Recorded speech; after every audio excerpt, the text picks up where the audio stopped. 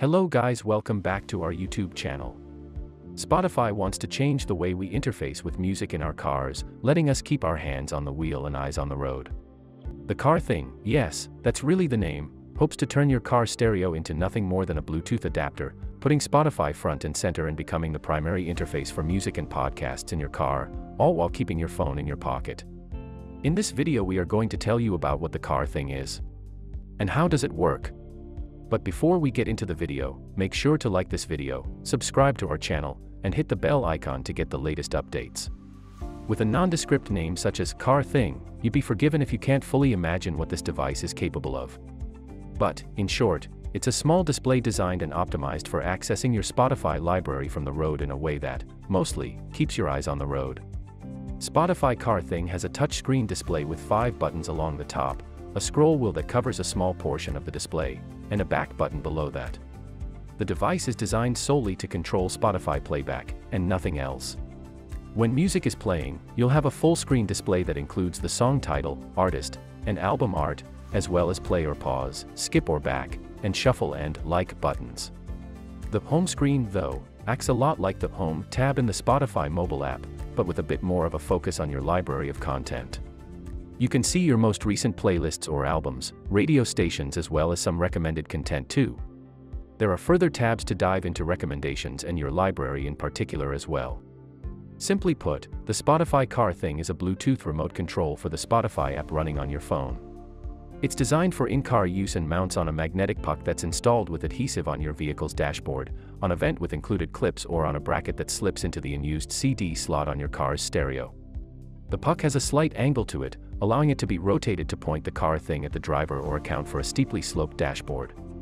The Car Thing is powered by USB and includes a 12-volt to dual USB Type-A power adapter and a braided USB Type-A to C cable.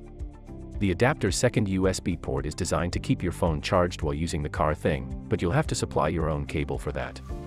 The Car Thing also includes a few adhesive clips to help you manage your cables.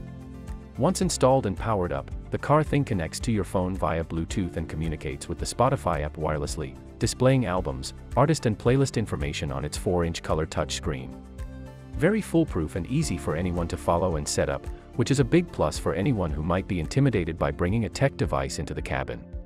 Its size, which measures a very modest 4.5 inches wide and 2.5 inches tall, makes it easy to position where you want, though its smaller 3.97-inch touchscreen won't dominate your dash in any major way.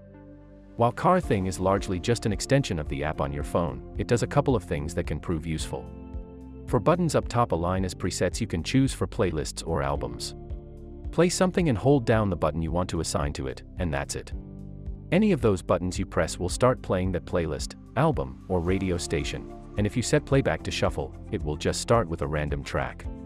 The 5th button is a shortcut to the settings, and the key there is the microphone. Car Thing has its own voice assistant, where saying, "Hey Spotify," hands-free can make the device play what you want.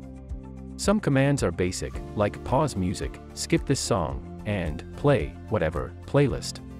It's pretty responsive, and its utility as a hands-free way to try discovering something new is amazing, though results are mixed at best. You'll like the dial and back button for their simple navigation. The dial is great for moving quickly through a playlist or just moving through the interface, not unlike the rotary dial some cars use to navigate an infotainment system. Press it to make a selection and the back button to return to the previous screen. The tight integration with your phone also means Car Thing will play content you've saved to the device. If you're driving through a dead zone or trying to save data, any saved playlists or albums will play data-free through the device. Even apart from that, it's amazing how Car Thing keeps Spotify active and visible on its screen, while your phone can run Waze or Google Maps for navigation. Incidentally, Car Thing also acts as an extension of the phone and app when Android Auto is running, too. It may seem like overkill, given Spotify is easy enough to navigate on a larger infotainment screen, but again, if you always wanted Spotify to stay visible, that kind of setup won't be a problem. It's noteworthy that Spotify Car Thing users will need a smartphone and a Spotify Premium subscription. A major factor here is Car Thing only works with Spotify Premium accounts, so if you're listening on the free tier, this device does nothing for you. On the family tier, only the primary account holder can use it, limiting the scope of its utility. That's all for today. Thank you for taking the time to watch this video. Please leave us with your valuable feedback if you found this video interesting. Stay tuned to our channel till the next video, and until then, see you soon.